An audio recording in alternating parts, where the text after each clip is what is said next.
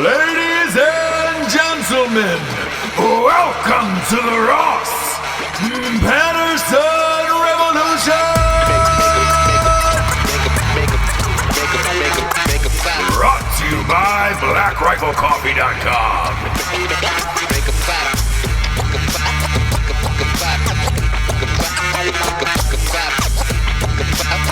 Welcome to a very, very special episode of Ross Patterson Revolution.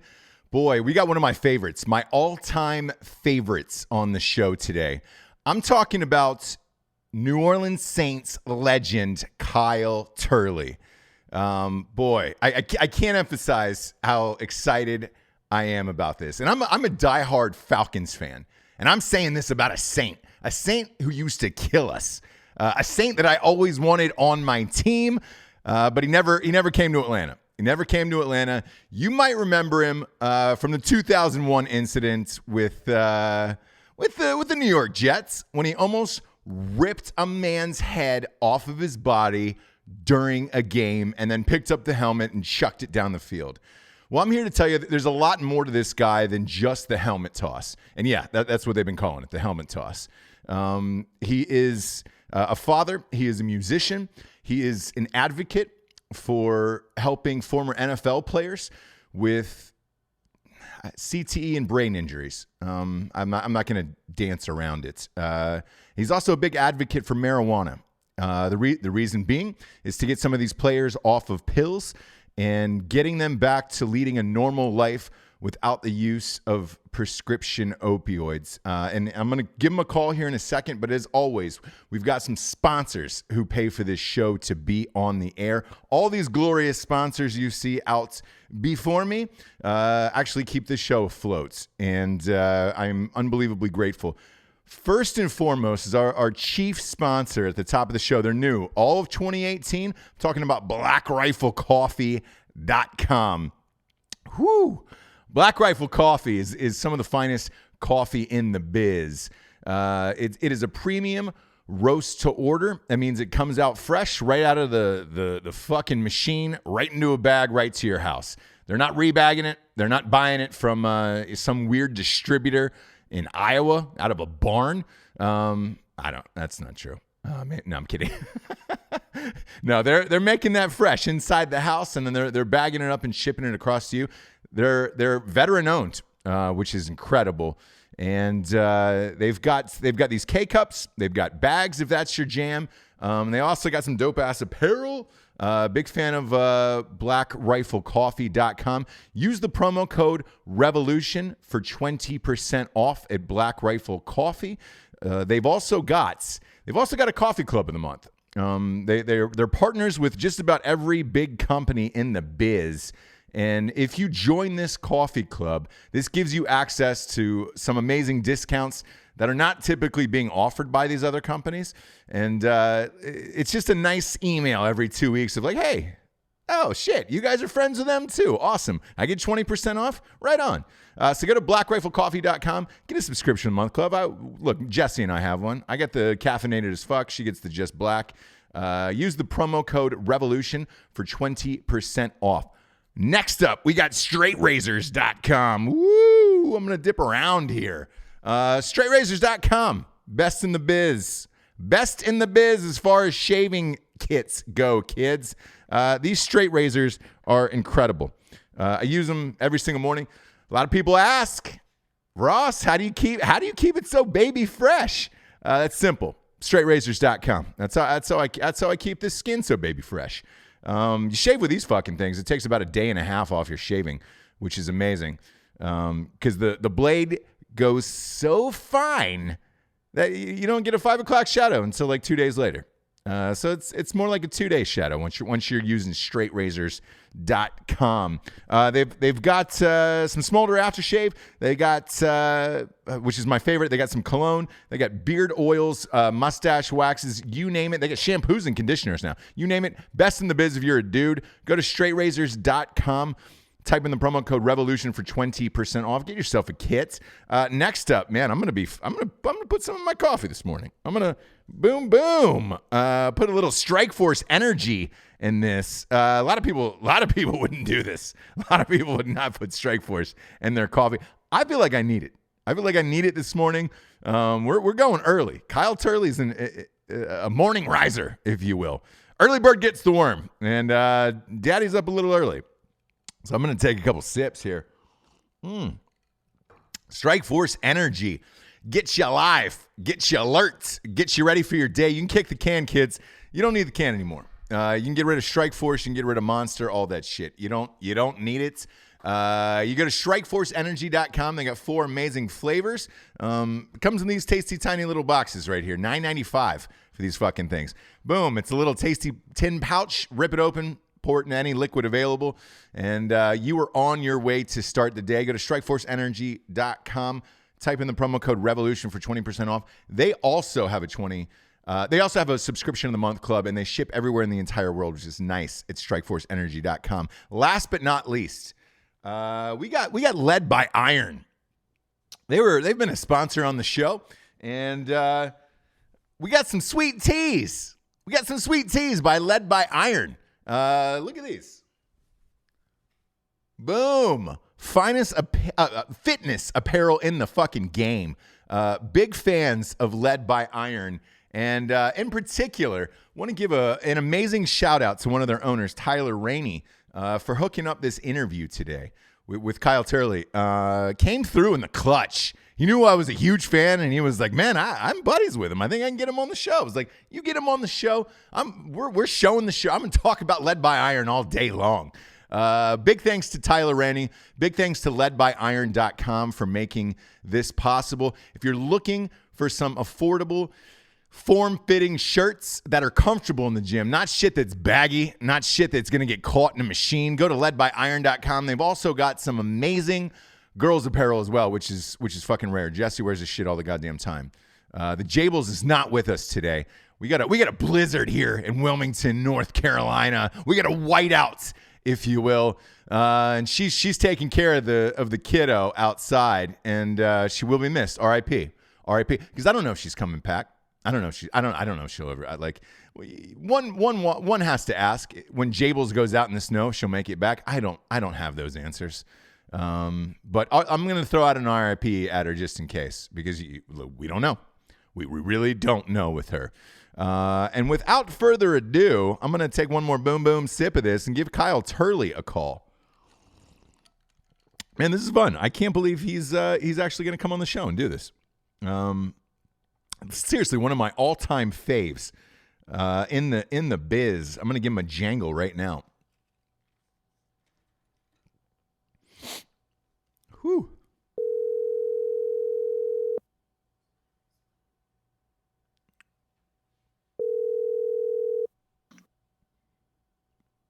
Hello? Kyle. Yes, sir. How are you? It's Ross Patterson. I'm doing well, Ross. Good to talk to you. Yeah, you as well. When you said call at 6 a.m., I was literally not expecting you to be serious about that, by the way. Yeah, I'm getting old, man. That's what happens when you get old and you get up early just all the time. It sucks. Here's the thing. You're not that old. Yeah, but I played that game, so, it caught me up. It does. Playing in the NFL, how many years do you say that takes off your life? I don't know, man. Every day is different. So yeah, with as hard as you played, Kyle. If you hit 60, it'd be a miracle. It'd be a miracle. You were the toughest son of a bitch I've ever seen out there.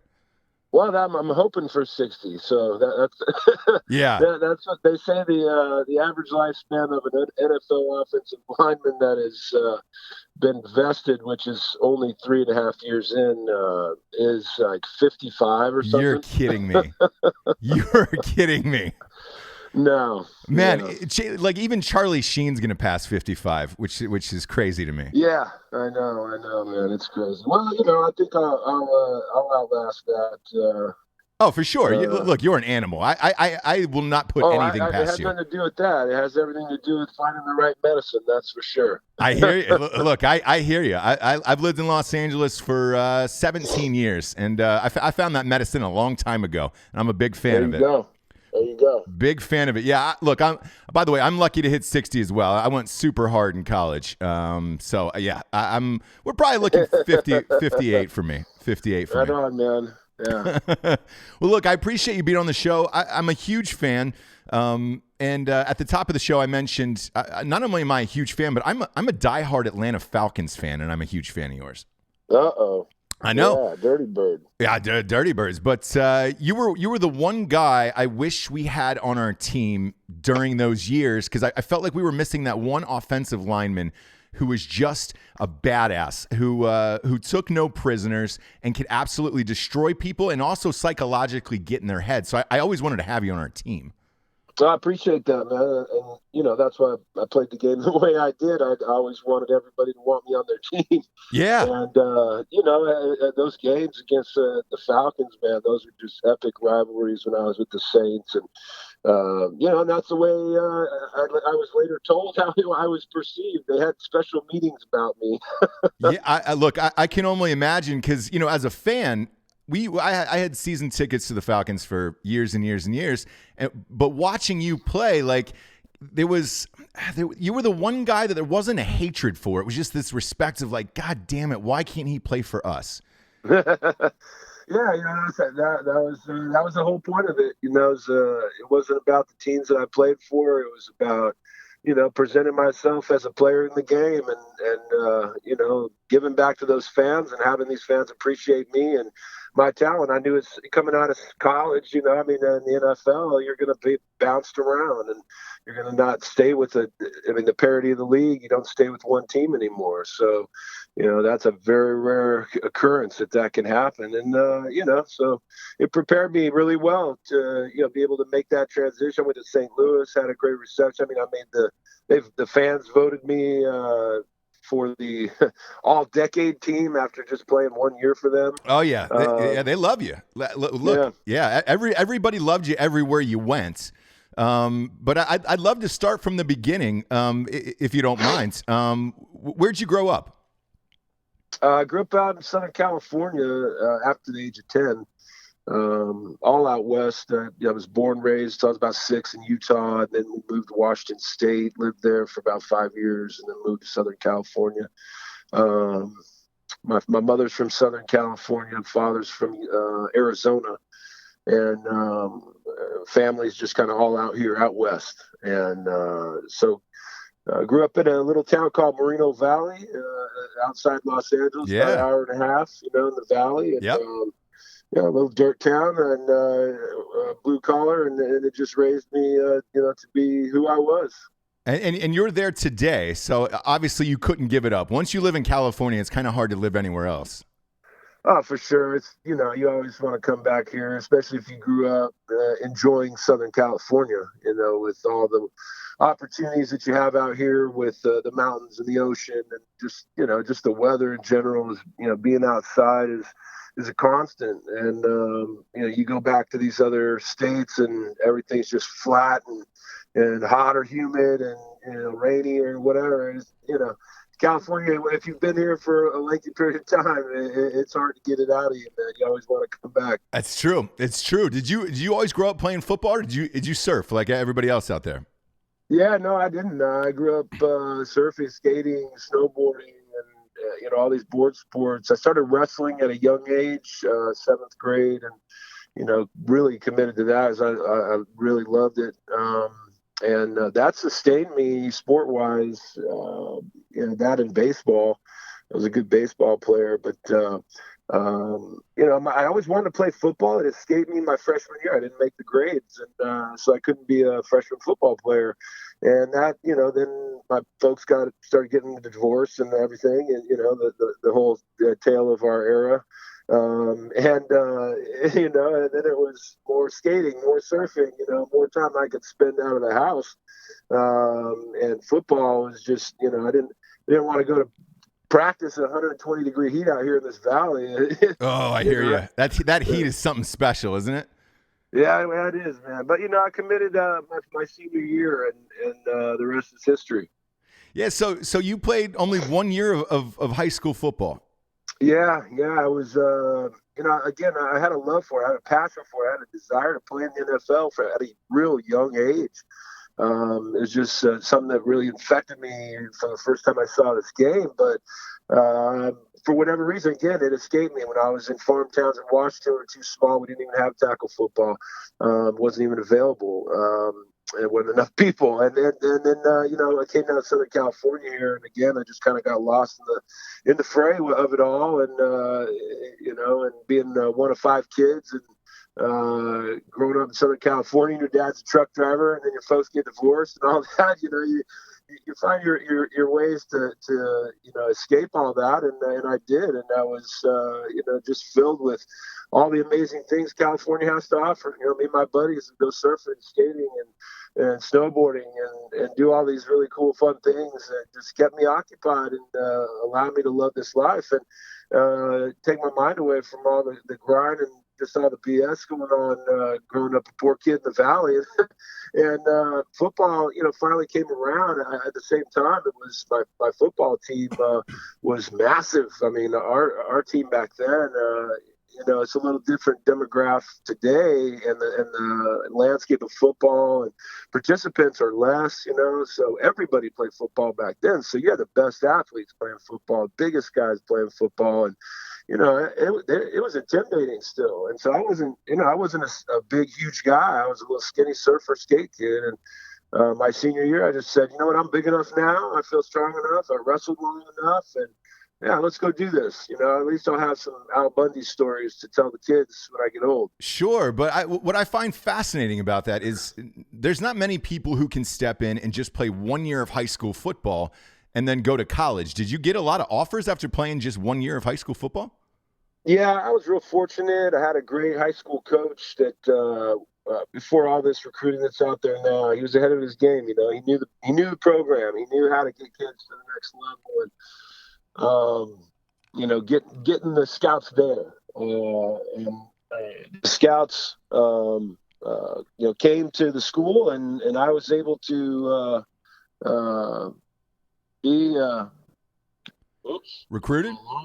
To wake up to you. Just went off on my phone there. Sorry. Oh, that's all right. Don't worry about it. But it was one of those things, man. It just kind of happened for me. So was San Diego State the only place that recruited you, or did you get a bunch of offers? Oh, I'm sorry, but yeah, no, I did. I got a bunch of offers. My coach was this unbelievable recruiter. He had me fill out all these papers and tell him I'd be this weight and I'd bench this much, I'd run this fast. And when they finally came, I did, because he was ahead of his game in training, and CrossFit and all these other things hadn't even been invented, and we were doing all that stuff. I hadn't been introduced to a weightlifting program or speed program or anything, and it was something that just kind of caught on with me fast. My frame just accepted it, and I just started building all this muscle naturally, because we didn't have supplementation and all that stuff. Sure. There were steroids or whatever, and some of the guys on the team, I don't know, maybe were on that in high school. I don't know. But, it was just food and just eating and my body just being young and full of testosterone and growth hormone and all these things that are natural in you. And it just accepted it, and I just started growing like a weed and, filling out. And when the scouts came, sure enough, I was right where the coach said I would be. And, these guys all started offering me, and I took trips all around the country with schools. The only fallbacks, I didn't prepare for college academically. And so it kept me from getting I probably could have got a full ride to, some of these bigger schools like UCLA or SC or some of these others. I just didn't have the academics. I was going to work at the airlines with my buddies throwing luggage so I could fly around the world and take surf trips for free. Wow, that's insane. But look, aren't you glad you ended up at San Diego State? I've partied there. That school's a blast. Yeah, no, I had a great time at San Diego State. Obviously, I maxed out my potential there, and went on to become a first round draft pick and all that. And that was because when I got there, again, my senior year, I was just like, this stuff happened. If I put the work in and the time, I get to San Diego State. I see a guy like Marshall Faulk, and he goes and gets drafted as high as he did, and the Heisman and all these things. And I said, you know what, this little guy did that. I'm like, I could do that, and I just put my mind to it. And I think I could have done that at any school. Probably would have been, more accolades, things like that at the other schools. If I'd have went to Iowa State, I took that trip, or Kansas. I canceled that one after San Diego State. I go down there and the sun was shining. And they took me to the beach, and I was like, okay. Yeah, I can't. Every time I see Kansas football on TV, I'm shocked that they get anyone to play there. It always just looks cold. There's no fans in the stands. Basketball, hey, it's amazing. But football, no doubt. Yeah, football. It's just not I don't see it as a football school. It's good for those schools because there isn't much to do. I look back at it now. I had way too many distractions at San Diego State. I'm sure. And could have really hindered me.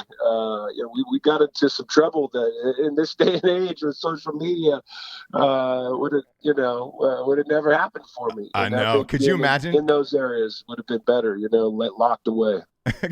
Could you imagine if they had social media back when you were in college? Would any player have made it out alive after that? I doubt it. No. I would have been kicked out. I lost my scholarship my freshman year. Oh, easily. Yeah, same. My parents would be shamed. I'd be under a rock somewhere. So you come out of San Diego State. Did you come out early? Or did you graduate? Did you go all four? I hadn't graduated, but I did go all the way. I maxed out that scholarship, but I actually didn't graduate just because I switched majors. All this stuff you hear about with NCAA athletes and whether we should pay them, this, that, and the other. It's way deeper than that. I don't have a college degree after going to school for 5 years and waking up every damn morning and going to class every day. Because we had to. They made us go to class. So otherwise, we had to run. And I didn't have the opportunity to get my education the way I wanted to, take advantage of the art programs and things like that. The scholarship wouldn't pay for art supplies till I was like a junior or a redshirt sophomore. So into 3 years, I had to take all this general ed, and I declared myself some other, ridiculous major and sit in class and cheat off everybody else like everybody, and just get this degree. And, I was an artist. I took all the art classes for my extracurricular stuff or whatever instead of foreign languages and things. And, so I had to switch majors mid-career college. And so I'm short probably about a year and a half worth of credits to finalize a degree, but I maxed it out. I had an opportunity to go early my junior year into the draft, but just stayed and committed as I was continuing to be told by these great coaches and mentors, like, look, you can go do whatever you want. You're an amazing player. You're going to make it. But if you do this, you can achieve this. And I go, okay, great. It switched me from D-line to O-line. You can be a great D-lineman. You could, be the next Howie Long. You can go first-round draft pick probably, blah, blah, blah. But then if you switch to the O-line and you get coached by this guy, you could be the best offensive lineman in the country. And that's what I made happen. Out of all the schools in the country, all the SEC schools, everything has, a kid from San Diego State, little surfer skate kid, be a finalist for the Outland Trophy and Lombardi, awards and all these things. Yeah. And be the first lineman taken in the NFL draft. I realized that if I stayed my senior year, that's what I could make happen. And I did. That's incredible. And you were taken seventh, if I remember correctly, right? In the first round? Yeah, seventh pick overall. Yeah. So let me ask you: did you get to go to the draft itself? Because the draft today is not like it was back then. Were they inviting all the first rounders there to the? Oh yeah, show? No, I got the invite to go to New York and all that. They had just kind of started that whole process of the Big Pony show in New York on Broadway and all that. but I grew up out here in Moreno Valley, man, and I didn't forget where I came from, and I was from San Diego State, and I still, I felt I proved it, and they just, there was still all this speculation after, I achieved all this greatness, and Mel Kiper and all his BS and where he thinks people are going, and I just didn't want a chance sitting there for no reason. I wanted to be around the people that I helped me get to where I got, and that I was around. So I went back to my mom's house in Moreno Valley and paid for some new sod in the backyard and rented some tables and had the neighborhood over. That's amazing. Did they bring the camera to the house? Were you one of those guys on camera at the house where they're like, oh my God, there he is. He's partying at his house? No, just the local paper. That was it. Really? The local paper was covering it. It wasn't what it is today. No, if I today, played the game today and accomplished what I did, I probably would have won the Allen Trophy and these other awards because it would have been recognized. Sure. Back then, no social media, you just depended on your college to really promote you. And even still today, you look at San Diego State, and they didn't promote Rashad Penny like they should have and needed to help him win a Heisman. Is it because they just don't have the money, or they don't have good PR people? They don't have the brains. Gotcha. These people don't have the brains, and people in the NFL don't have the brains. This is my frustration after being behind the curtain of all these things. It's this entire game and this entire system, from the NCAA to the NFL, is run by morons. Guys that are general managers of teams were getting coffee for people when I was playing in the league, and never coached football. Barely played the game, and they just stuck around and moved their way up because they're yes men. Yeah, we call it failing upward in Hollywood. I spent 17 years in the Hollywood system, made a ton of movies, and it's the same way where it's like, if they had any talent or brains there, you could do a lot more than what you had. And I feel the same way as with the NFL. I look at Roger Goodell, and that guy's a clown to me. Yeah, he is. He's like Harvey Weinstein. Yeah. These guys, they get this power somehow, and then they all of a sudden, dictate everything and control everything, and they're assholes. Yeah, and he just signed a new $50 million a year deal, and it's crazy how that guy just keeps on going somehow. Yeah, it's just he's a puppet at the end of the day. He's I think a lawyer maybe. His family, his background comes from politics. He was groomed for this by Pete Rozelle. Again, he was a guy getting coffee, got an opportunity. Oh, I can be in the NFL. I can get coffee for Pete Rozelle and trail him around for I don't know how long, and keep my nose down here, and I'll end up getting the big payday at the end, and that's what he's got. Yeah, that's what all these guys got. He's college coaches. This guy going to A&M or something like that for some ridiculous $70 million coaching college football. And they're talking about tuition cuts and they're talking about whether or not we should pay college players. Give me a break. Yeah, it's Jimbo Fisher who ended up taking that gig, and the coach of Florida State. He's making a gajillion dollars. I'm a Big Ten guy. I graduated from Ohio State, and I see it in our conference with Jim Harbaugh, where Jim Harbaugh's the highest paid coach in our conference. He finished 8-5 this year and lost in the Outback Bowl.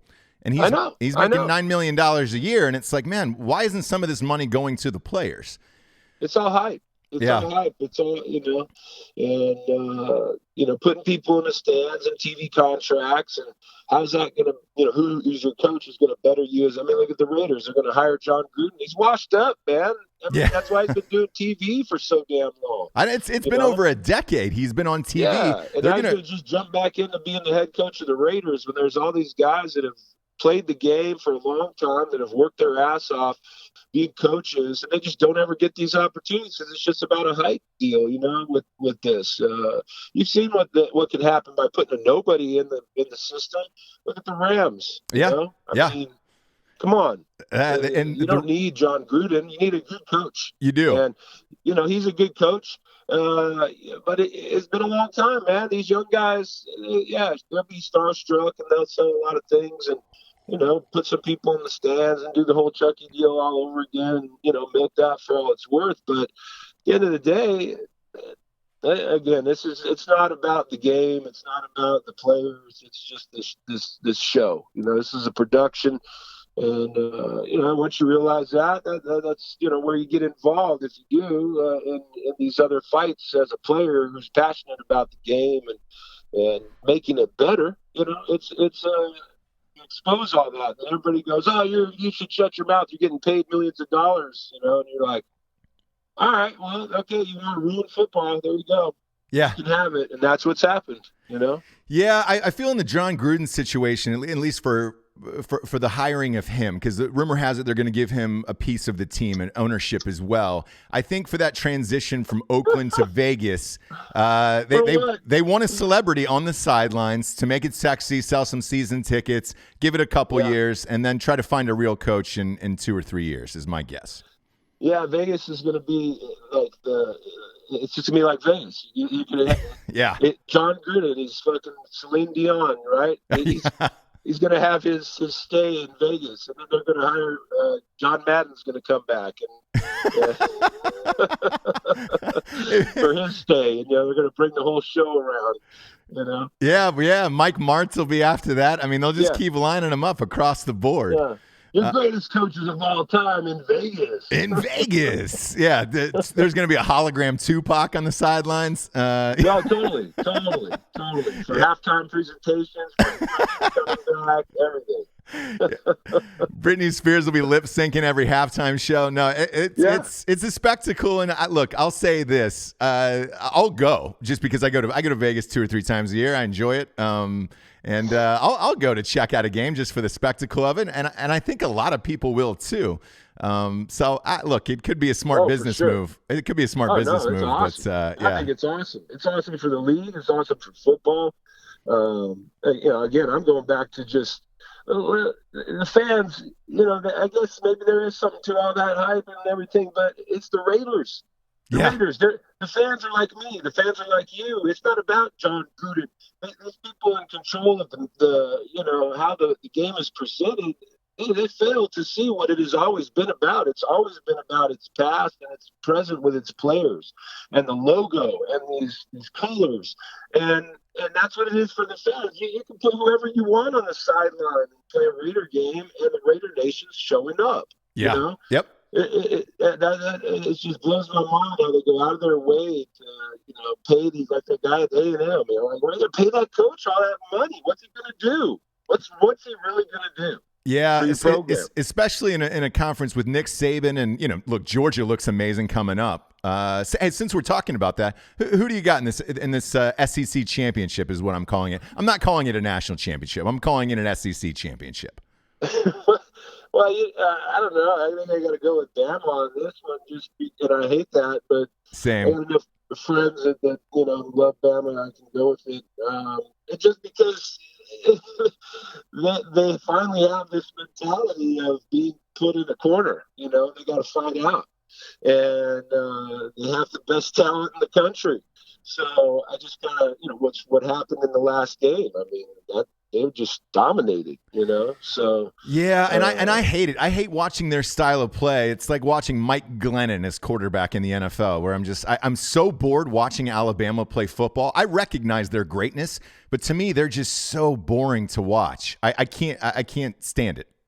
Oh yeah, totally, man. It's not explosive. It's not. No. It's just you're kind of watching this machine because again, they have all the best talent in the country now. You got all the coaches are West Coast coaches are bringing all this talent from out west. These receivers, all these people all around the country. You get an offer to go. I'm working with a kid at this facility I'm training at, working at in Southern California here, and he's got offered from Alabama. Like that wouldn't happen. Years ago. Sure. Now, where we've come from and how big Alabama and how awesome it is to go there. It's always been, I guess, but for West Coast kids to be going there over SC and UCLA, that's just crazy. Yeah, it's a different world, and now that the college playoff system is intact, you're seeing these games on a level. I mean, the ratings for that Oklahoma Georgia game were so massive. You're starting to to venture into NFL playoff ratings there. And that's all these kids see, and it's all lit up on social media, and it's like, man, I want to play on that stage underneath those lights. And, you're able to get kids from all over the country, which, like you talked about, you could never do that, 15 years ago. That just didn't exist. That kind of outlet for it. I'm excited to see it. And then we got the NFL playoffs coming up this weekend. Are you still a diehard Saints fan? Do you still root for your? Oh yeah. Okay. And that's once you're a Saint, you're a Saint. Yeah. If you played it as long as I did in the town, you get that 5 years in at least. You become. I'd go back there right now and probably run for mayor and win. Oh, yeah. I think you easily would. I think it wouldn't even be close, and especially in the day of social media, I think you would crush if you went back and ran for mayor. And it's just one of those places as a fan base. You just, it was just an unbelievable experience as a player to play in that fan base. And I went to 2 other teams and just didn't experience anything like it. Kansas City was close. Those people are pretty diehard up there. But that place is a transient kind of town. Right. They're in the Midwest. New Orleans is old. Everybody's there. They've been there. Their family's there. Their brother, their sister, their cousin, their grandma, their great-grandma, their great-great-grandma, if they're hanging on. They're all Hoodats. Oh, yeah. All of them. It's a pretty special place. Yeah, so this is one of the rare years where we have the Falcons and the Saints in the playoffs. Me personally, I actually think this is the Saints' year out of the NFC. I would have said Philadelphia if Carson Wentz hadn't have gone down, but I'm going to give the edge with that running game in New Orleans. I think they're going to the Super Bowl this year. They got a great chance. Obviously, both teams, you've got experience with that, making it to the Super Bowl. And with the Saints, you've got the experience of winning one, and especially at the key positions that you need to have that experience in the quarterback and the head coach. And, the rest of the staff has been mixed up a bit.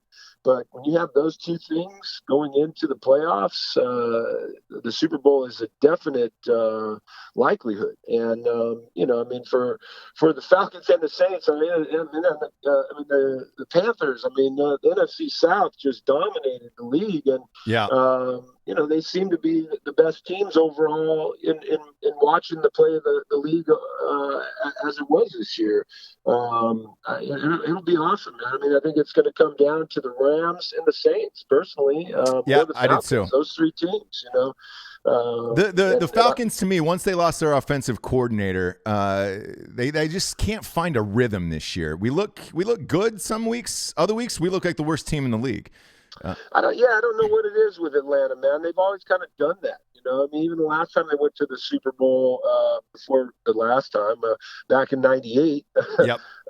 We played back there. Yeah, we played the Denver Broncos. Yeah. Yeah, it was like, we got here kind of thing. It wasn't like we're going to win it. We're going to take this. Yeah. Even in the Super Bowl last year, it was like, we got this big lead, but there was never any feeling of confidence, it seemed, on that sideline at all. I knew you're going against the Patriots. I understand that. But, there was never anything that looked to me like we're going to put the hammer down on you right now. This confidence, this swagger. And it just looks like, oh, my gosh, we're here? Really? Yeah. And I think hopefully they're over that because, Matt Ryan, he's proved to be the quarterback that everybody thought that he could be. He's taken an unbelievable turn this last couple of years of his career in leadership and just being a presence, and demanding that the players and everybody, follow. And, for too long they were just having mediocre success on his talent. And now, it's personal. I think he's been there. He's hungry again. I wouldn't put it past the Falcons being there again. But again, like you said, the coaching issues are in that department are of question. So, Yeah, Steve Sarkisian is our offensive coordinator. To put it in perspective, he was Alabama's offensive coordinator. And again, Alabama's the least exciting offense of all time. So when he came in, boy, we've looked. It's real spotty this year. Real spotty. Who do you got coming out of the AFC, by the way? AFC, man, shoot. Obviously the Patriots. Again? You ever not? You never. It's like the Patriots, of course. I mean, but the Chiefs. We'll see. Again, like Atlanta. I'm gonna slide the Steelers in there. So I'm gonna slide. Yeah, I'm gonna say Saints Steelers Super Bowl. Ooh, the black and gold. That'd be awesome. Yeah, black and gold Super Bowl would be killer. That's my call. I think finally the Steelers get over the hump this year and beat Tom Brady. And I think Le'Veon Bell and all those offensive weapons, if Antonio Brown comes back healthy, I think they sneak in this year, and this might be their year. Yeah, maybe, man. Right about Roethlisberger's, he's primed, and he's been there as well. Again, he's got experience. So they can stay healthy in that whole James Harrison deal. That's kind of ugly for him. Beat the Patriots because that guy's still dangerous. So we'll see what happens with that, hopefully. But I like the Steelers a lot as well, AFC wise.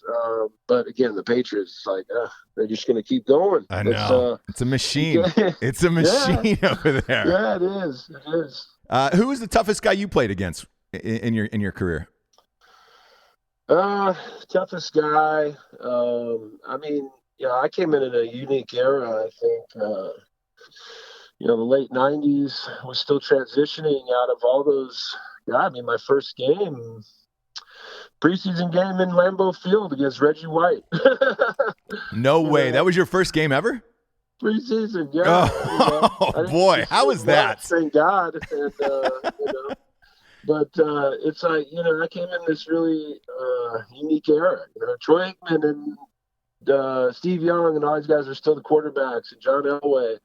And, I went to take my trip to Miami, they trip you around if you're going to be a first rounder, top 10.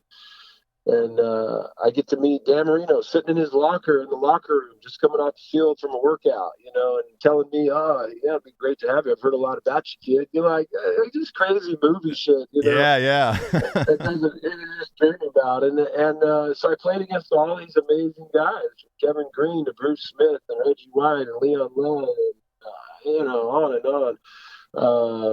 And then the new era of cats that came in with Javon Curse and Dwight Freeney. Yeah. Yeah, all these guys, man. I remember blocking all those guys, and even in the game today, guys that are still hanging around like Terrell Suggs, he came in, and so I played against some amazing talent over a 10-year span in that career, and it was just 109 games I think overall total.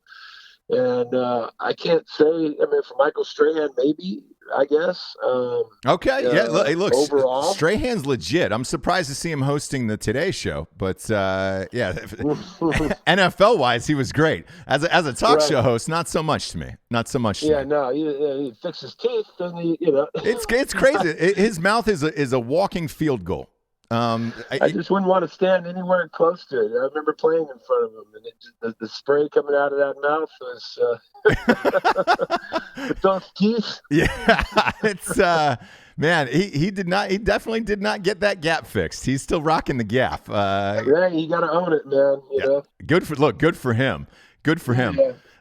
Now, look, obviously, I couldn't not bring up the helmet toss incident today, and I'm sure you're tired of talking about it at this point, or are you? That's the question, because a lot of people. No, not at all. No, not at all. Yeah, a lot of people remember you for that. I remember it for a different reason. I was watching that game live on TV, and I'm a big fantasy football guy. My best friend in the league he was trying to get into the playoffs. He had the running back for the Saints at the time, and he was hoping that guy would score and he would have gone to the playoffs. Once that penalty incurred and you guys did not score, it was forever known as the Turley incident in our fantasy football league. The young man's name was Dylan Drew, and to this day, he still brings up the Turley incident in every single fantasy football league awesome. that we have. When you were going through that, it appeared to me when I was watching it that you were trying to rip his head clean off his body. Would that be a fair assessment? Yeah, pretty much. I didn't mind if his head came with it. From what was going on. I mean, it was we were banging it out the whole game, and then it was pretty dirty. On both sides, we were just getting after it, and then that happened, and I just lost it. It was one of those moments towards the end of the game, and it was just a weird moment, and it just happened. And you make a decision to do something, and you go, wait, what did I just do? It's all that emotion and that football, man. It's that game, that brain. We get messed up and we make bad decisions and become irrational. So that's what I did, man. And but it was in the right context of defense of a teammate, and so it's got this fine line that I can ride and feel good about, and frustrated about, and I wonder what would have happened if I hadn't, kind of thing. I think it was a good. Glad it did. Yeah, I was gonna say I think it's a good thing. Like you became massively famous after that, and I remember you can tell me, you can correct me on this, but didn't the fans actually pay your fine? Was that true? No, the fans didn't. No, they didn't. Because there was an article online after it came out that said from a bunch of fans who said they were going to try to get together and pay your fine at the time. Oh, they might have. They may have. I mean, the fans down there are good, man. They're just awesome. Yeah, and they didn't have like Indiegogo or GoFundMe at that point. But that's the problem. I gained all this notoriety and fame all of a sudden, but it wasn't worth the shit because there was no social media. I mean, if I was in the league today and that happened and got on TV and did all these things, I'd have 1 million followers and that, Yeah, you'd make more off of social media than you probably did in the NFL today. Some of these guys, it's insane. They do, and it's actually something that like these coaches, is a factor when it comes into signing guys and hiring guys. What's this platform going to do for us? How can he sell tickets? Merch. Yeah, absolutely. Selling tickets and merch. Absolutely. Speaking of selling merch, what's your stance on the whole Colin Kaepernick issue and players kneeling? That's a good segue. Speaking of selling merch, yeah. Well, look, Kaepernick's jersey ended up going #1 after that. So he was. Did it really? It did, yeah. So wow. he sold more jerseys than anyone, and then got essentially blacklisted after that. Wow. Yeah. I mean, it's ridiculous. I think he should be on a team. There's such less talent out there that's in the league. I mean, again, he's proven himself as a player. He's proven himself as a team leader. Whether you like what he's leading about or not, he's got the entire league following him, of the majority of your players. Yeah, and because it's not what it used to be. You good old boy dumbasses. If you haven't woke up yet, what bought your new jet, your new yacht, was all these guys with that dark skin, and they're trying to say something here. You need to listen, and it's not easy, I guess, as for these old white guys with all this money, that was handed down to them from their daddies, majority of them, or their in-laws, or, whoever got them, that start to becoming a billionaire, because it didn't happen for these guys from the ground up, like Mark Cuban or, sure. whatever. Every one of these guys, for the most part, has been gifted their opportunity and just rode this train here, this magic train, this magic carpet ride in the NFL, in this game. It's about this game, and not about that. But fortunately, these owners, man, I don't get it. They're a bunch of pussies. They don't want to stand up for the things that are most important for the game. They care more about ratings and their money, and this is their. Because they got industry, they got big industry, they're making billions. This is their, screw off money, for their jets and their planes and their boats, and You go to an owners meeting and go to the private airport at the owners meeting. It's gross. It's sickening. The waste and all the money and everything. And these guys, want to sit there and play politics with a guy like Colin Kaepernick, who has achieved this greatness to play this game and is an unbelievable player and can help your team win. And you're not willing to listen. That's just and just pass that off and go, you know what, man, we're going to support these guys, and this guy deserves a job. One Sure. of these owners out there could do that, and not one of them is doing it. And it's got to be from behind closed doors at these meetings where they've all agreed to not do it. Yeah, my biggest issue with it as a fan is there is enough politics jammed in my face all day long, 6 days out of the week, that on Sundays, me personally, I want to go to the game for entertainment reasons and not think about anything politically. And I also think about it from the stance of just in my line of work in production.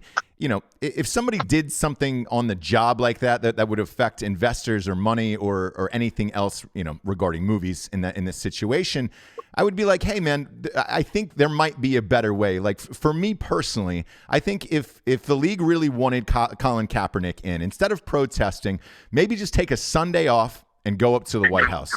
I think Trump would open the door for the NFL players and talk to them.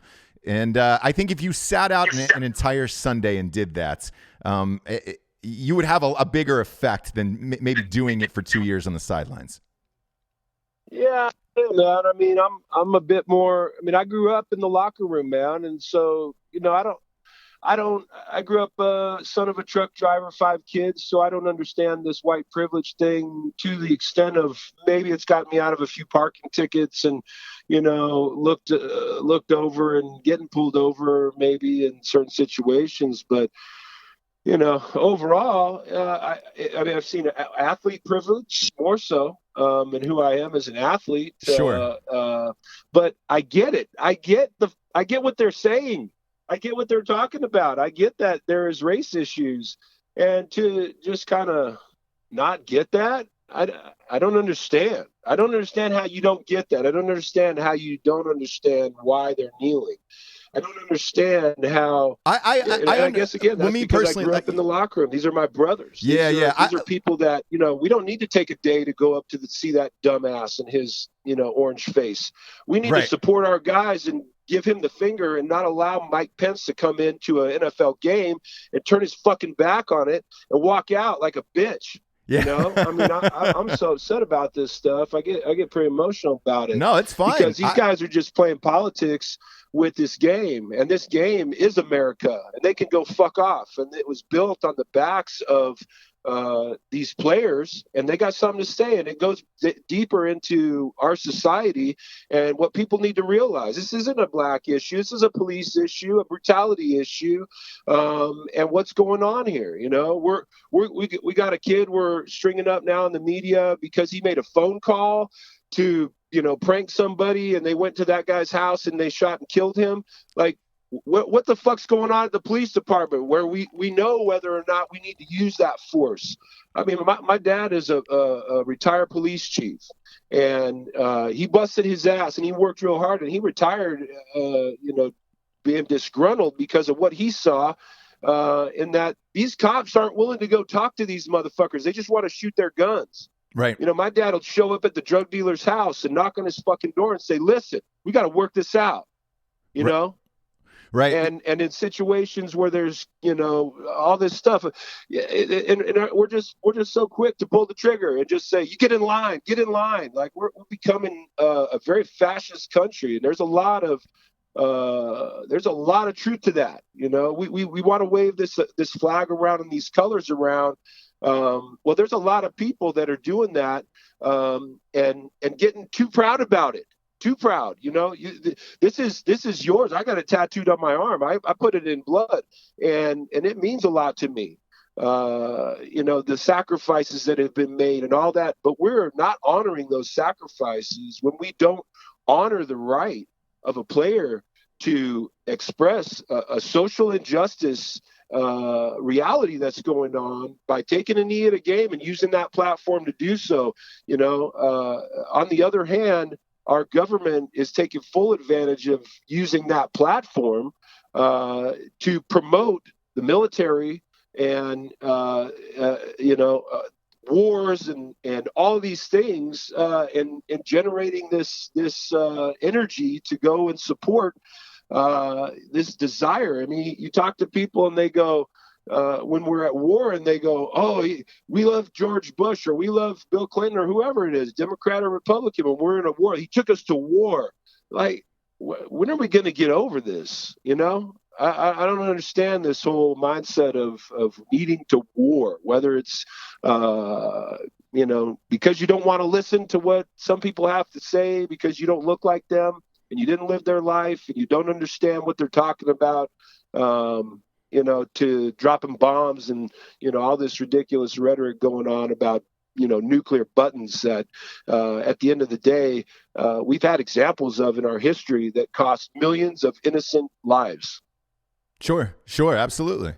And look, it's a strange political climate we're in, especially with everything that's going on in the world. There's protests in Iran right now.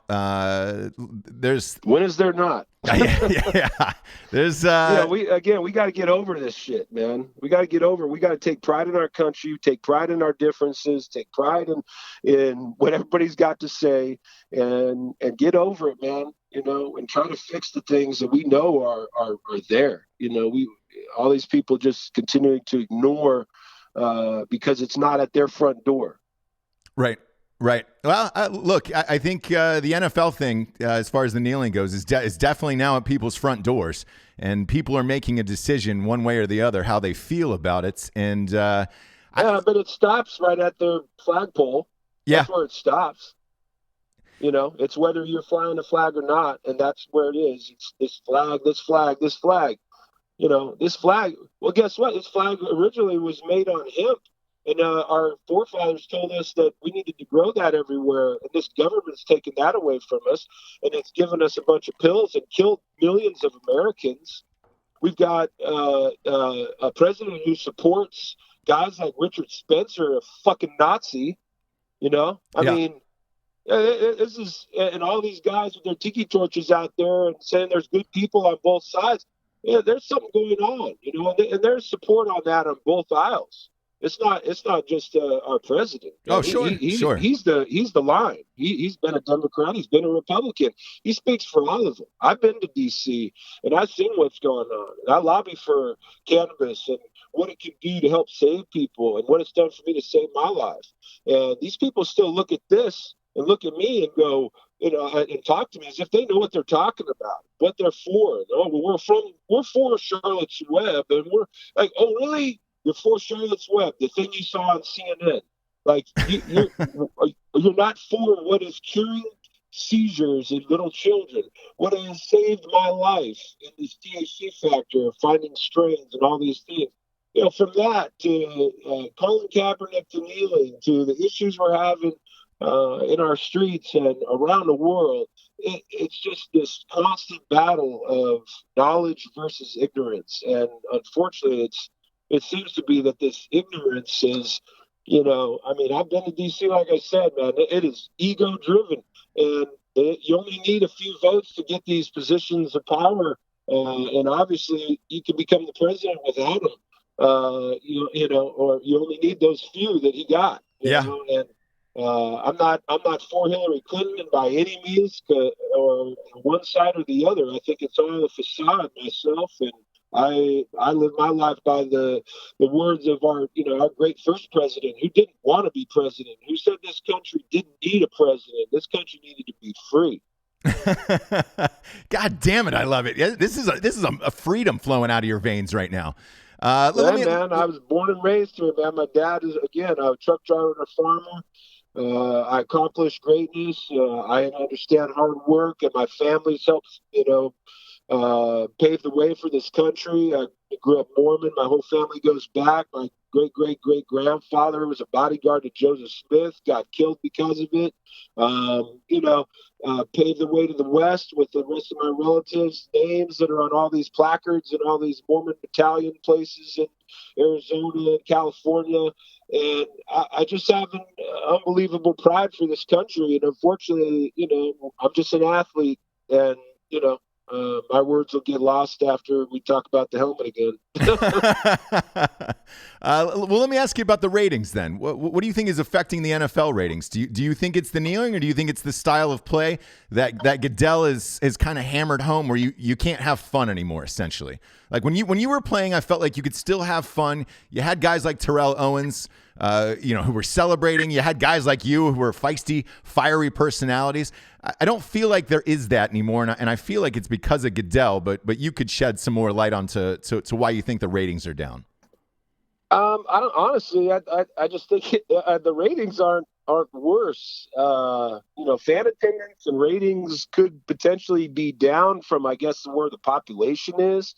But the NFL still, the things I've read, are the number one shows on TV. Oh yeah, they are. I think just there's too many choices. There's too many distractions. It's like having and then fantasy football and all these things. Everybody's more interested in watching sports mix on TV than watching a particular game, and going to that channel. They're going to watch the channel with 6 different, games on, and maybe 10 if they got multiple TVs, because they got these fantasy leagues on. There's just too many distractions, I think, personally. And everybody's on their phone on Instagram or doing their own deal and promoting their own business, and they don't have time anymore. But it's still there. It's still the number one thing to watch. Yeah. It is the number one rated sport to watch, and it still crushes everything in the ratings. We've just evolved. I think X Games, all these things have come. UFC, all these. There's so many more opportunities in sports television now that we didn't have. You had they didn't have the production. They didn't have all these other sporting events taking kids' attention. And now you do. You got a million channels and all these things going on. What do you're knocking the NFL for still being number one because they're down, I guess, from where they used to be, should be for the population, because it's still making bajillions of dollars. Look at the salaries of the coaches. Yeah. Look at all these. It's not going anywhere. And becoming a potential ghetto sport of, a way out sport, as people have, said it's becoming, in the death of football as we know it, and just becoming a money grab game because of, them not addressing the concussion issue the way they should be, and really just standing behind the game. It's making billions and billions and billions of dollars. People love. America has proven it. Society has proven over its history. For sure. The history of mankind, that when we look at sports, we want to see blood. And that's why the UFC has grown to the size that it has. And that's why the NFL is never going away. It may become just a blood sport at some point, but that's only because the leadership and people in charge, neglect how to really resolve all these issues, because they just it means money to them. Yeah, and that's an interesting point. Like, as far as the violence in the game, some have said that's why some of the ratings might be down. In particular, that Steelers-Cincinnati game a couple weeks back, where Ryan Shazier went down. There was, I believe, 3 people carted off in that game. Me personally, having spent 17 years in Los Angeles, and you could attest to this because you have kids as well. What I noticed in Los Angeles, at least, is they've almost taken pads away from kids, and all of the parents are putting their kids in flag football in Los Angeles, at least. Are you? Would you allow your kid to play football growing up? Knowing what you know now. Yeah, knowing what you know now. No, not tackle football. No, they don't need to play that. They can learn the game. You can teach this game. Again, I didn't play till I was a senior in high school. I had a passion for this game. I love for this game because of being able to take a ball out into the park with my buddies and just playing tag.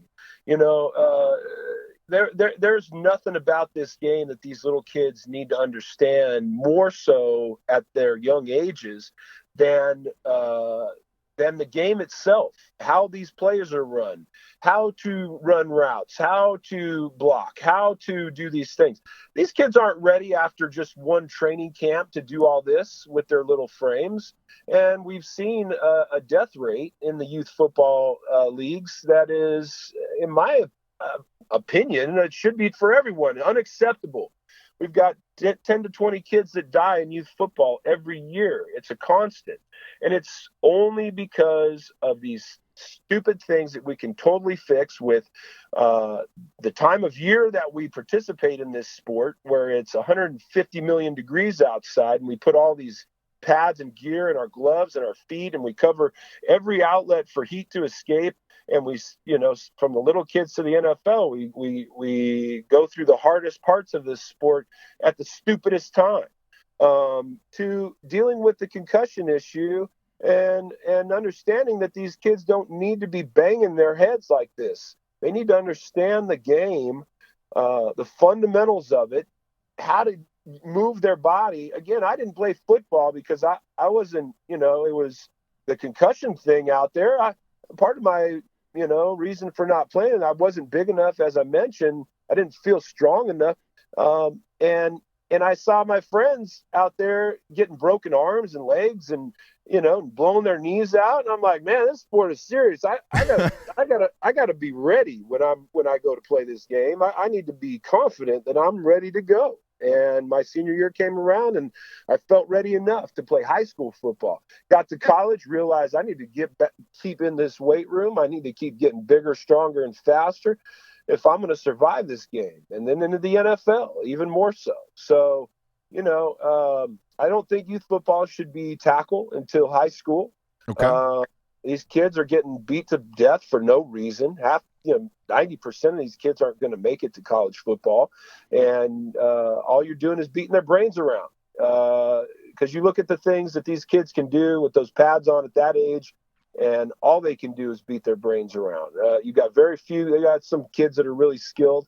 Yeah, but you've been to, I don't know if you got kids, but I do. Yeah. Yeah. You go to youth sports, maybe there's one kid on the team that knows what the hell he's doing. Yeah. That's just not fair, and that's let's play flag. Let's let that kid run around and make everybody miss his flags. And, the other kids come along, because everybody knows has played this game in youth football, and what I've seen, and I've coached, and I've run camps. You're just banging. You're just beating yourself out there. You're damaging your brain. We don't need to do that. The science has clearly been defined, and how the development of young brains and where they're at in certain stages, and how important it is, and not only that, in the spinal column, because it's not just the brain issue and the 10 to 20 deaths from head injuries. It's another 10 to 20. You've got 40 families in youth football every year that are suffering either a death or a permanent spinal injury that is putting their young athlete, their child, it's changed their life forever. And sure. That doesn't need to happen, because those things don't happen in college football. And again, we just have one Shazier, and I can tell you why that happened. Previous play, and these coaches and these trainers, what are they doing? They got a secret tent on the sidelines, and obviously, they didn't have that when you played. They didn't have that blue medical tent on the sidelines of every game when you played. Because they could pull the needle out on the sideline and nobody gave a damn. So they got to have a tent so they can pull out that needle. Why do you need a tent? Is the guy taking off his clothes? Yeah. What's happening in there? I don't get it. It doesn't make sense to me. Yeah, you're absolutely right. Every time I see a player go on in the tent, I'm like, what's going on in there? Is there two strippers, or is there doctors with needles? Like, you tell me what's going on in that tent. It's a big tent too. Yeah, I know. Well, what's his name? The Seattle quarterback exposed it. He just lifted it up off of himself and walked back out there. There's nothing. Yeah, Russell Wilson. Yeah. Yeah, they got a tent out there with the medical people's logos on it. If you look at it, and that's what's on those. It's a promotional deal for these medical doctors to promote their practices. Yeah, And, no, it's true. and that's what it is. Yeah. Because they're not doing anything, and they shouldn't have that there. That's that you're being pretty shady with putting up a tent.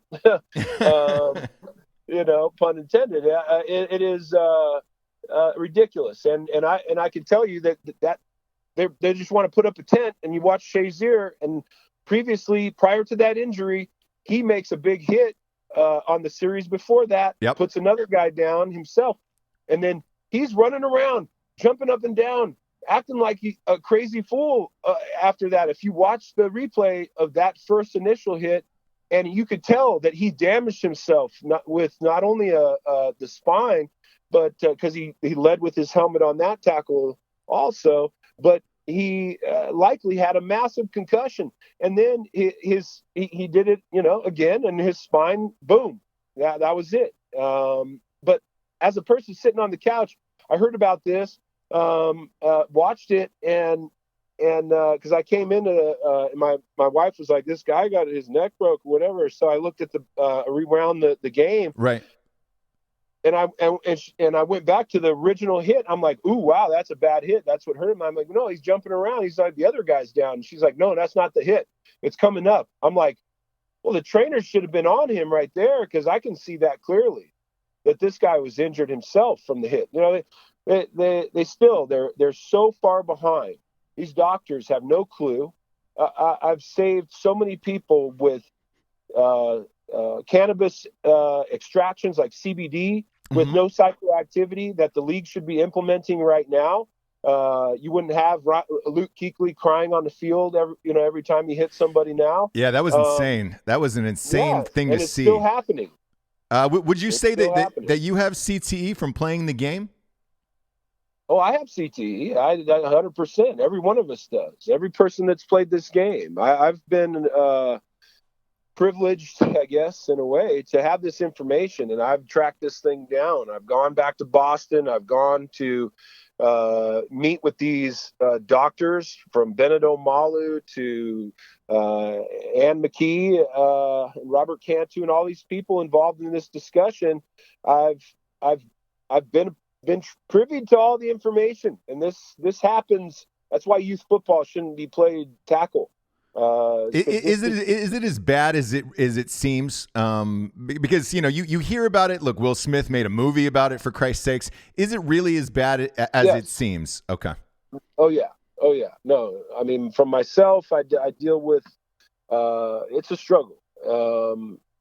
Dealing with this disease, I think my brain is probably, in the doctors I've talked to, I am dealing with a brain. I've been diagnosed with pre-onset Alzheimer's disease. I've gone through all the tests with the concussion protocol. I can say that, and give that information. I mean, I'm living with Alzheimer's disease at 42. Man. And that's been diagnosed, so when you're at this stage, things start failing. I mean, I can articulate and I can talk well about certain things, but if I don't maintain my brain with the things that I've discovered and being able to do that, it's not a good place. And all my friends and all my brothers that are playing this game are the same way. And it is very, very real. And those of us who played it the longest are having the worst issues, but those who have had the significant concussions over their careers are dealing with it even at younger ages. And these youth football kids, I mean, there's a suicide rate attached to that, a death rate attached to it, all these things. It's very real. The media doesn't want to continue to expose it. That's why you haven't really heard about it. We did a movie. Will Smith, Smith. Oh, we already went through that. Oh, it's all fixed now. They gave the players a bunch of money. Yeah. Yeah, it's okay. It's okay now. Money fixes everything. Meantime, people don't realize that nobody got any money, and this disease is progressive, very progressive, and I'm quite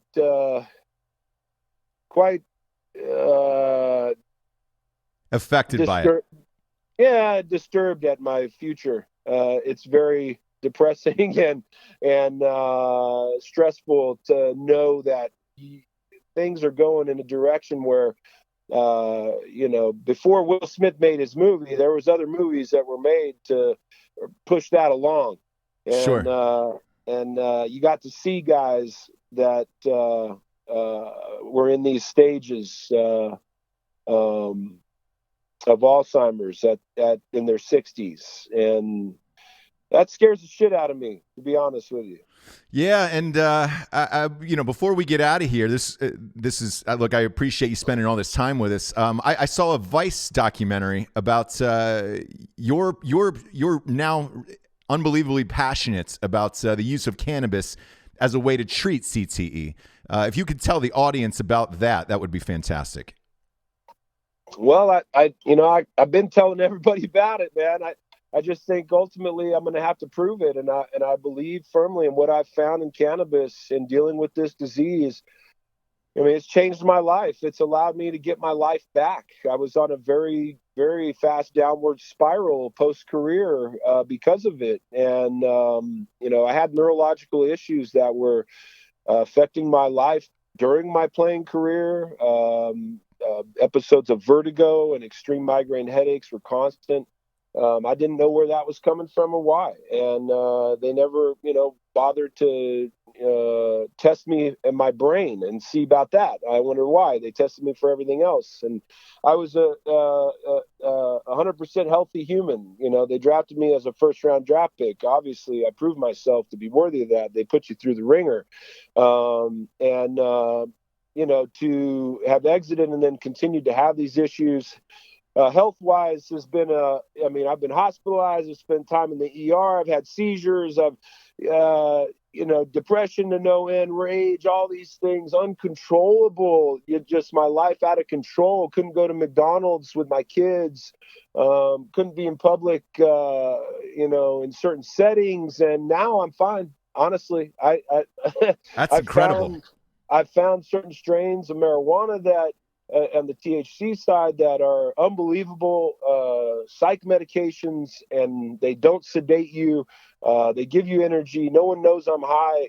I'm not high. I'm way less high than I was on Vicodin and Percocets and all these other drugs that they were pumping into me, and all the psych meds and Wellbutrin and Depakote and Zoloft and these zombie drugs that I was on for 6 years post-career, because I started having all these issues neurologically and going into these doctors. They just want to give you these pills.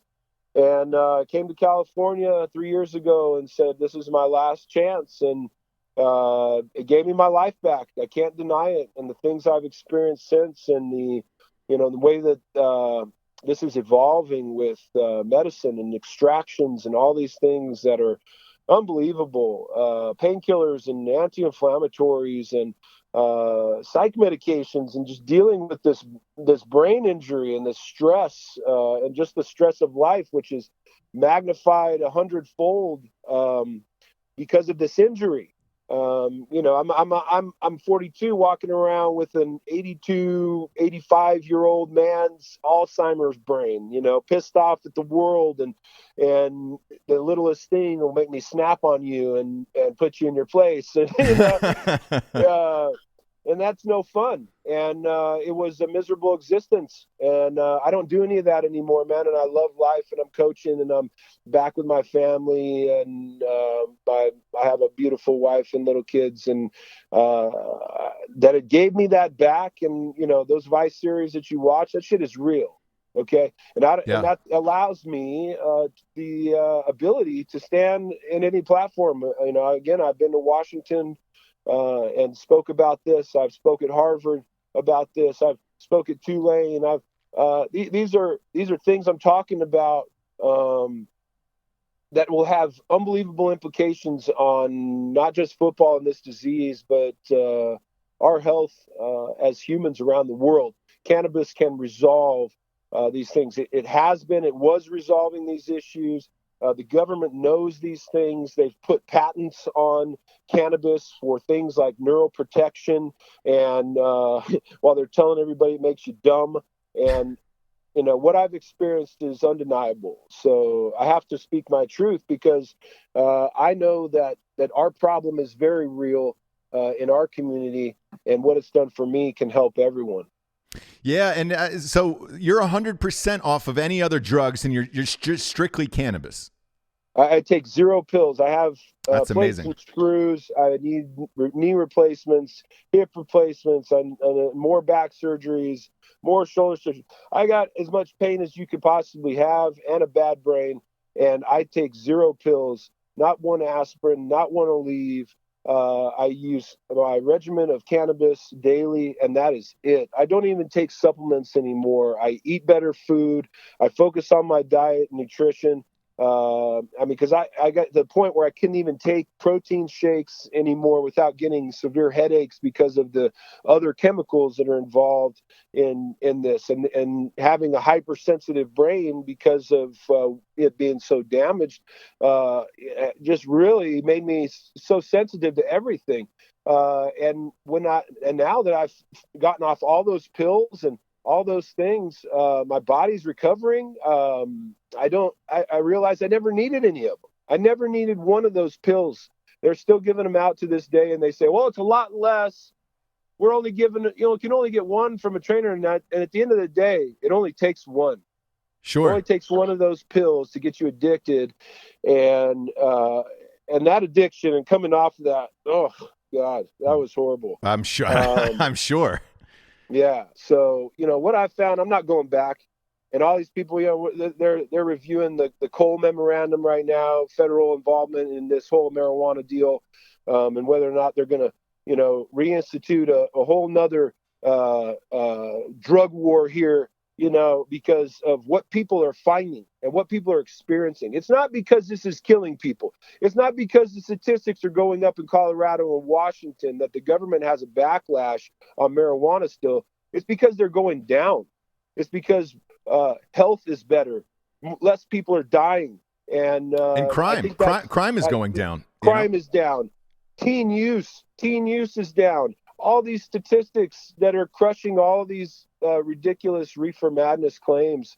And I think that our government is very well informed on what this plant can truly do.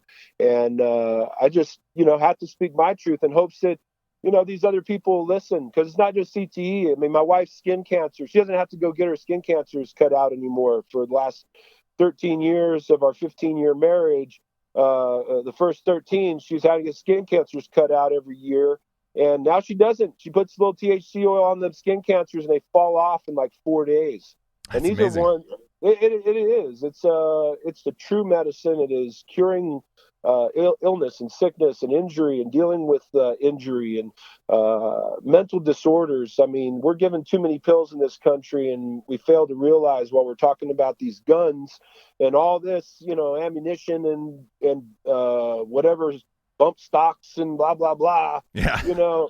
At the end of the day, every one of these assholes that has committed these crimes or these mass shootings, they're tied to pharmaceuticals, heavy use of pharmaceuticals, and real damaging and hard pharmaceuticals that I know personally create unbelievable side effects that fucking make you think unbelievable things.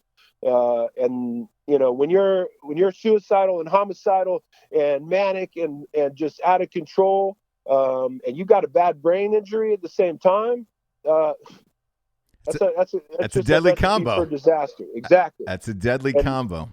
I mean, the police should be carrying around joints, and when they show up to situations, throw a joint at that guy and tell him to sit down and smoke that for a minute. I guarantee you every one of these situations would be resolved quickly and everybody'd go away fine. I'm with you. You're preaching to the choir on this one. This is one subject that you and I really, really agree on at this point.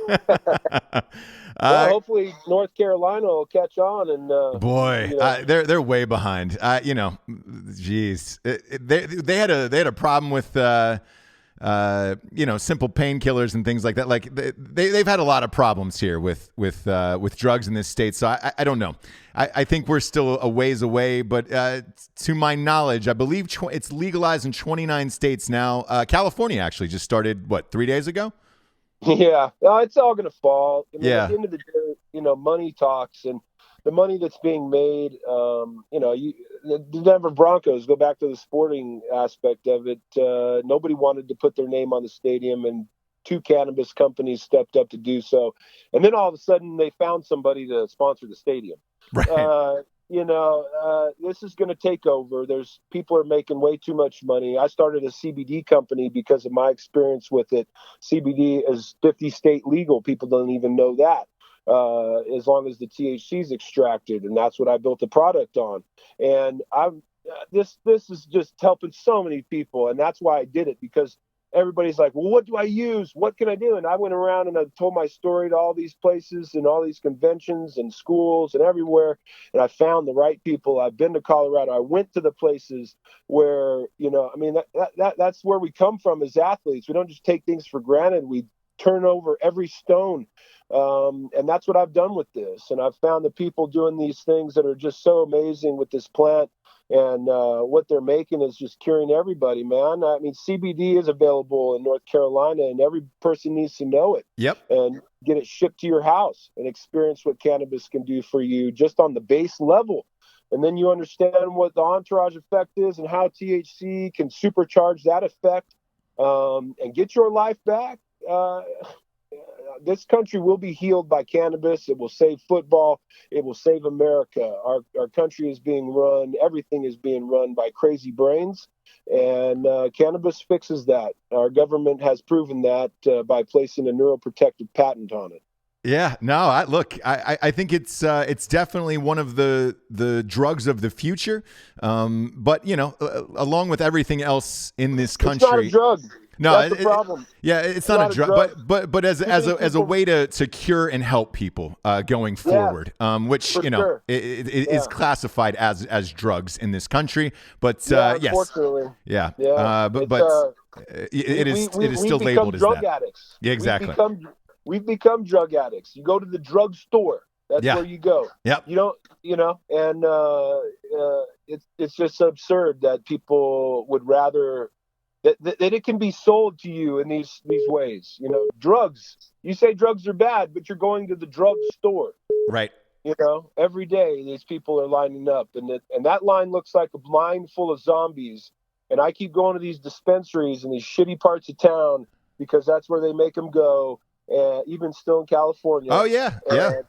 And they're the nicest people, and it's a demographic of people, from old people to young people to business people to the stoner pothead, typical guy, to the businessman in the 3-piece suit standing in the line, with your grandma, and it's awesome to see, but still very frustrating to see where we're at and how still far behind we are. Yeah, because you go to California and you're right. Like a lot of these places are like these dirty back alley places where you got to knock twice. There's a security guard with a gun, and then you go in and give your information. It'll be nice when it's regulated and it's readily available without having to look over your shoulder before you go in. Well, that's the problem, is the regulation. It'll be nice when they finally let this plant free and let the free market open opportunities to people that want to get involved in this. I've been hunting down licenses and all these things because I know what I've found and I need to reproduce it. But I can't go to a city council in Long Beach, even though I stand up there and tell them it saved my fucking life, and get a license for a dispensary or a cultivation operation. I can't go to the desert where they've opened it up in Desert Hot Springs and Palm Springs and get that license, because they've given it out to the typical cast of characters that they only let know about this from the beginning. Right. And everybody that's in this, you can't just freely go do it. You've got now decorated LAPD police officers that are being tied to major operations that are get the first licenses, all these fucking things. It's just still super corrupt and not allowing the free market and individuals. You're not going to buy your aspirin from some guy that's got a pop-up shop on the corner. You're going to go to the place that's nice. You're going to go to Walgreens or, get that aspirin. CVS, absolutely, yeah. CVS, yeah. Right? You're not going to get your aspirin at the liquor store. And that's what's happening here. They're not allowing the right companies to come in and do these things. The regulations has been what has kept it the way it is, and will keep it the way it is, where you only really have a few players capable to do this on that scale because of the bureaucracy that has been corrupted to give these licenses to certain individuals who have helped craft these laws and been involved from one dispensary on January 1st, the people voted for legal marijuana in California, and there was only one legally licensed dispensary open January 1st. And that line was intense, wasn't it? It's going to never end. And then they opened up what? Oh, well, at the end of the week, we'll have 3 more. Well, you gave but there's 900 illegal dispensaries in Los Angeles alone. Right. So, it's going to be a joke. This needs to be nationalized. Need to let the free market decide. You're not going to go buy your weed from some crappy operator. You're going to go to places like Vegas and go to places like Shango, which is a 50,000 square foot dispensary and cultivation operation that is meticulous, and you're getting a premium product that is going to be beneficial to your health and not have residual side effects. If you don't have any money, you can still go and find a good person that knows what they're doing, that's just growing it in their backyard. No, sure. Yeah, there's plenty of those up and down the coast in California. If it was free, but it's not. And so you still have to go to the shady parts of town or around shady people who still have to keep this quiet, Right. And it's absurd. Well, Kyle, I got to tell you, this is one of the most fascinating interviews we've ever had on Ross Patterson Revolution, and I greatly appreciate you taking time out of your day to be with me. You were one of my favorite players. Even though you were against us on the other team, your passion for the game and your passion for life are unparalleled, and I greatly appreciate you being here today. Hey, man, I appreciate the opportunity, Ross. Love the show, man. Keep doing it, brother. The world needs people like us to keep pushing it, man. And we need more people along. People got to get woke, stay woke, and be woke constantly, because things are happening in this country and in this world that there's alternative forces out there, man, and they're always trying to make that book come true. And all these crazy ball heads, man, we got to chase them out of town. I'm with you, fighting the good fight. Thanks for being here, Kyle. All right, brother. Who dat? Sorry, Dirty Bird. But good luck to you in the playoffs. I appreciate it, sir. All right, brother. Take care.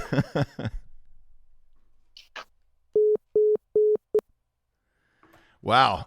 Kyle Turley, kids. That was one of the most amazing, intense interviews I've ever had. And look, that's the way he played the game. What you hear is no bullshit. That's not a player who retired and suddenly found fucking Jesus or a new way of life or marijuana or something. That's who he was while he played the game. If you go back and look at any interviews he did when he was playing in the NFL, this is who he was. He's not changed. And it's certainly, for goddamn sure, doesn't sound like he's changing anytime soon for anybody else. And again, I cannot thank you enough, Kyle Turley, for being on the show. I can't thank Led by Iron enough and Tyler Rainey for hooking this up and getting him as a guest on the show. And again, check out Led by Iron's apparel.